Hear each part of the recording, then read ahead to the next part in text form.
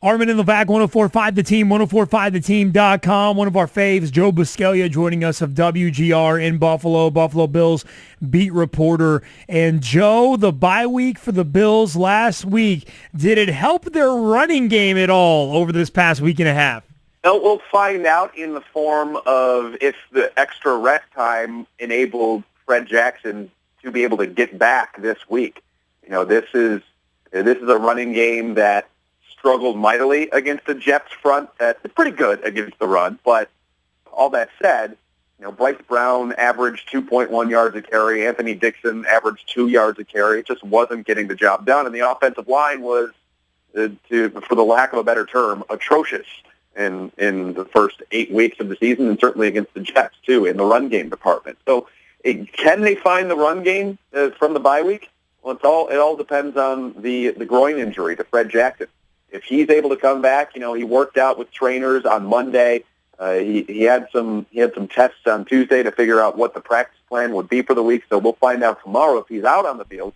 And if he is, then perhaps maybe they might get their best running back this week, which would be huge against a Kansas City team that struggles up the middle. Well, Joe, you sound pretty optimistic about Fred Jackson for this Sunday. Well, I think he's pushing, and with Fred Jackson, I've learned to never underestimate when he's able to return from an injury, because the guy heals very quickly. He has a very high threshold for pain, and he's able to bounce back from what looks to be pretty significant injuries almost on a yearly basis. And it's kind of an amazing feat.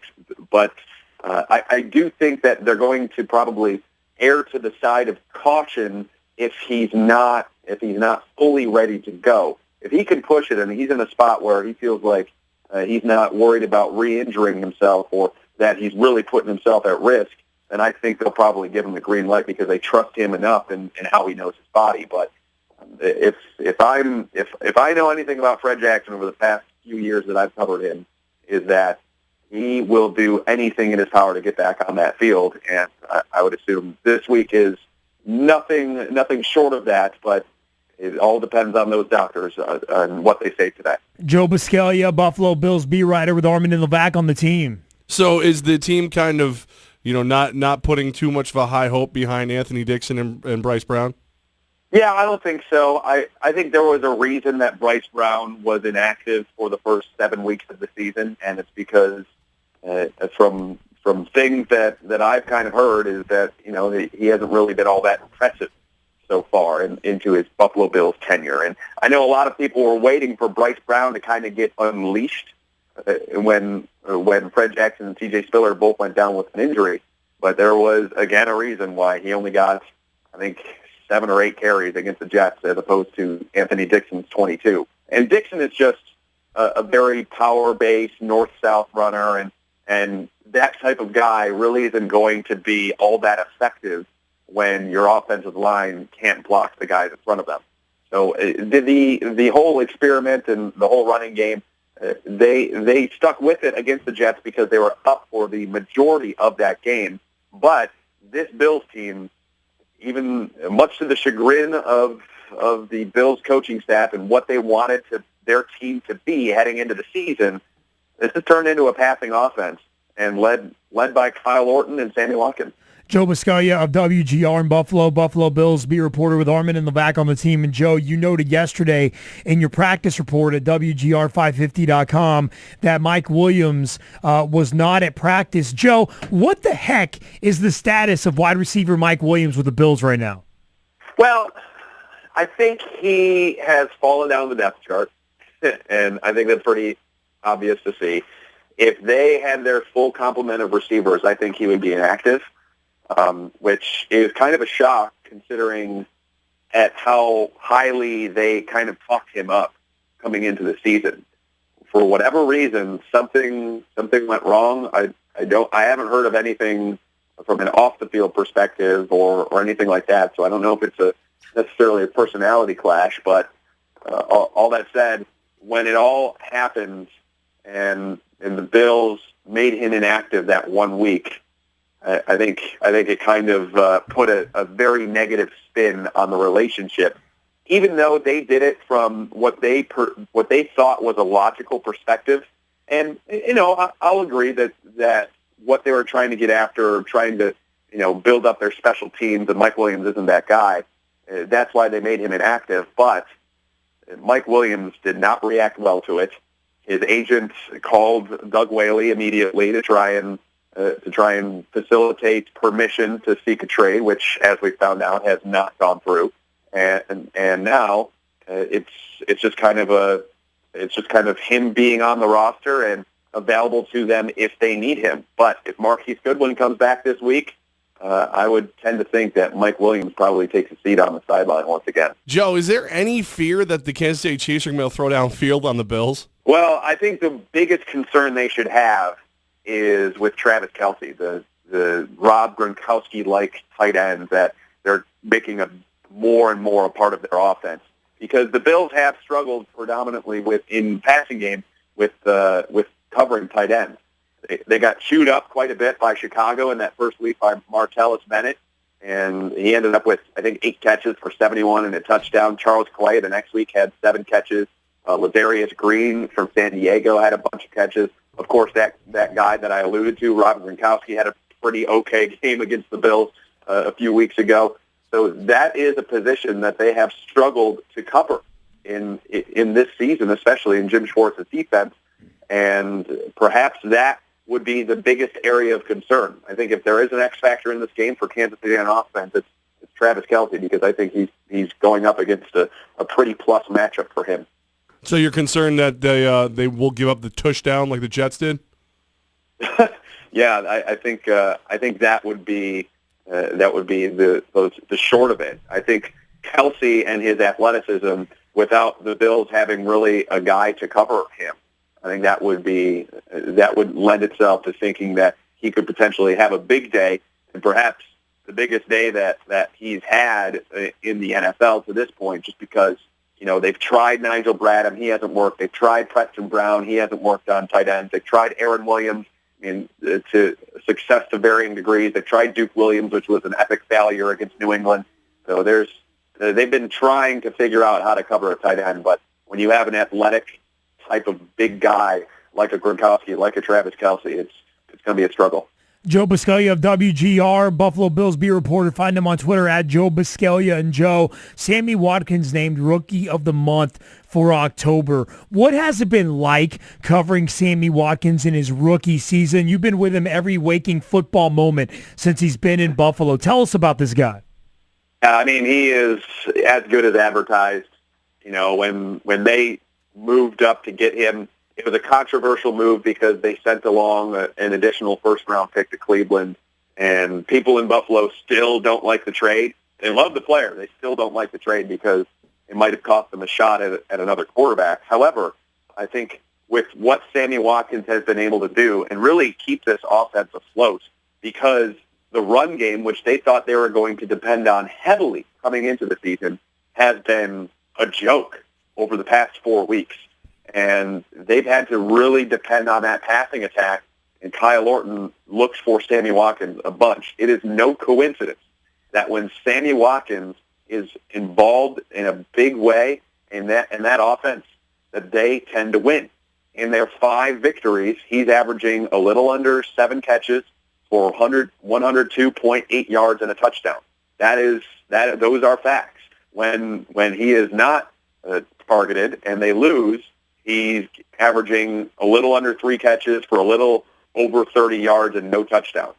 I mean, they need to continue to get him involved in the offensive side of things because he is the most dynamic playmaker they have. There's no doubt. And even though he's only 8 games in, he has shown the ability to break press coverage against some pretty good cornerbacks in the league. We just had the debate the other day as to whether or not the trade to move up to get Sammy Watkins was worth it. We thought so far, I mean, this guy can't be doing more. Is there nothing Sammy Watkins can do to where certain fans will finally say, man, this was worth it? I mean, unless he becomes Julio Jones type of dude, and unless they find themselves a quarterback in a different way, I think that will continue to kind of ring true. But I think by and large, fans are ecstatic about having Sammy Watkins on the team. It's just because not at the cost. you're saying because the need is quarterback, they're not sure that even if Sammy Watkins becomes that franchise, one of the best guys in the league, not having a quarterback, it's not even going to matter. I understand the concept. And let me ask you, in regards to the quarterback position too, with Kyle Orton, how has that been with DJ Manuel now riding the pine the last couple of weeks, coming out of this bye week? How has this team changed with Kyle Orton at the helm? Well, it's changed. The whole identity of the offense has changed because they can't run the ball, so they need to depend on the passing attack. And Kyle Orton has shown, even though he will Orton a few plays and have a pretty boneheaded throw every once and again, he can make some pretty solid throws.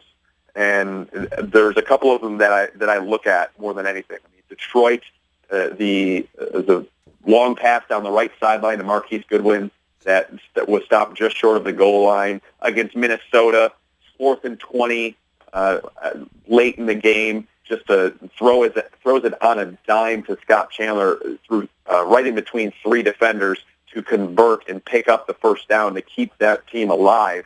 I mean, that's the type of throw that you need out of a quarterback, and that they just weren't getting out of E.J. Manuel. So far, so good with Kyle Orton. He's going to go up against some stiffer competition, I would say, coming up against Kansas City and Miami, a couple of good defenses, and then we'll end up seeing exactly what he's all about, what this team is all about once they get through November, because they have notoriously struggled over the past since 2008. They've only won 6 out of 24 games in November, so this is going to be a big month for them. One of the notes I noticed from you on your site is that Marcel Darius was late for practice yesterday. Is any concerns with that? I mean, considering the fact that he had so many off the field issues in the off season, is there anything where you go, "Hey man, you can't be late to practice. What are you doing?" It was a flight issue, from what I understand, and so I don't know. I don't know if there was a mechanical issue at the flight or he was late to the flight. Whatever the case may be. I don't think it matters much to the Bills. I mean, here's the deal. Last year, he got into some trouble for being late to team meetings and had to ride the pine for the first quarter of the 15th game of the season and for the first half of the 16th game of the season. But here's the difference. The Bills were not fighting for a playoff spot at that point. Marcel Darius has been the best player on their team. As long as he doesn't do something to completely screw it up, he's going to continue to play, and he's going to continue to play like 80% of the time. Joe Buscaglia of WGR with Armen and Levack on 104.5 The Team. Joe, when you look at the AFC East picture, the Patriots at 7-2, what is the feeling? What's the thought process amongst the Bills team right now? Is it, okay, the Patriots might win this division, let's fight for wild card? Because beyond the Pats, it's pretty open, isn't it? Yeah, I mean, I don't think the division is... I'm sure the Bills are probably looking at winning the division, but they lost a big one to New England, and I just don't see how they can overcome and beat New England in New England, which is something that they haven't done since Gillette Stadium has been built. So I would tend to think that they're going to have to battle for a wild card spot, and it is muddled. It is certainly muddled. I mean, they're going up against 3 teams in this month of November that has the same record as them: Kansas City, Miami, Cleveland. All 3 of them are 5-3. This upcoming month will dramatically shape how the Bills end up this year. And because of the type of opposition that they have and the type of the opportunities that are there to beat these teams in the race along with them, I think they really need to pull together if they want to try and make this into a wild card run. But that schedule in December is very, very tough. I mean, at Denver, home against Green Bay, at Oakland, which isn't too bad, but they've been playing better. However, and then at New England. So they need to rack up some wins in a big way in November. I think they need to go at least 3-1, probably 4-0 to have a sniff at the playoffs. Joe, what's the biggest difference now that you're part of the Pagula regime? Nothing so far.